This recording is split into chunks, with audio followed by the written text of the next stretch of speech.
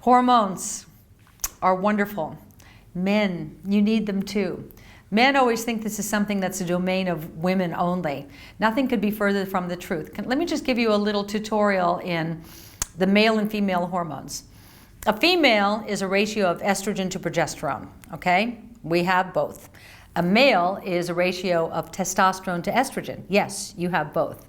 As you, as a man, start declining in testosterone, and this happens very early. If you got hit on the head as a kid and you jostled your pituitary, that could accelerate hormonal loss, but just from stress and, you know, regardless of what they say with women's lib, the buck still stops with the guy in most families. So there's a lot of pressure on men, and that blunts hormone production. Back to my tutorial. Okay, estrogen to testosterone to estrogen. So you start declining in testosterone, and maybe your shoulders are not as straight as they once were. They start sloping.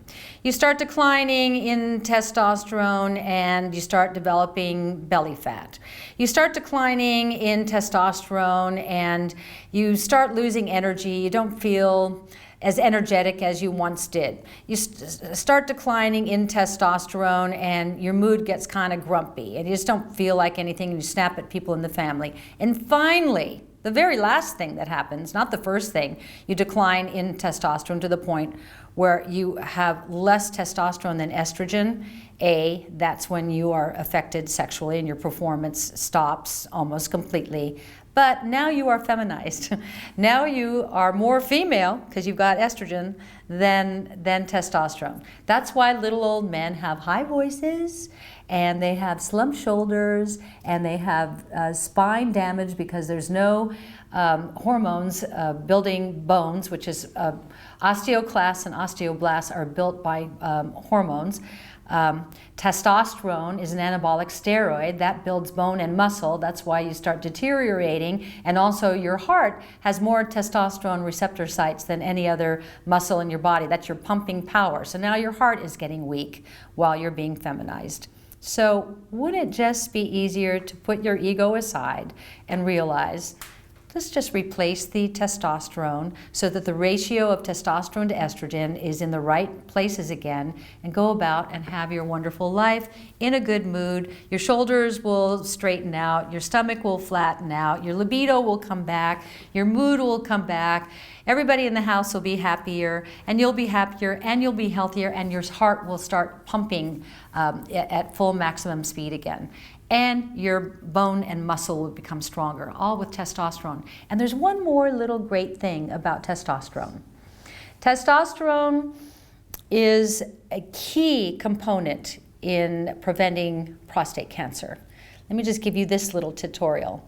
A prostate is like a woman's breast, and in your prostate you have ducts. And in these ducts is where you make food for sperm. So when you're young and you're making lots of testosterone, your prostate's nice and small and tight, right?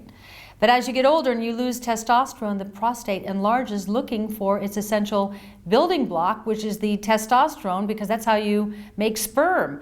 The less testosterone you make, the larger your prostate gets. And then all of a sudden, everybody's freaked out about prostate cancer. Dr. Abe Morgentaler on the faculty of Harvard, the chief urologist at Harvard, did a study where he gave men with prostate cancer, stage 4 prostate cancer, enlarged prostates, elevated PSA. In every single case so far in his studies, 4 years into it now, when he gave them testosterone, guess what? The prostate went back to its own little size and was no longer enlarged, and no cancer progressed. And the man said things like to him, like, I've never felt this good in my life. I've got a spring in my step again. Testosterone's your friend. Men need it.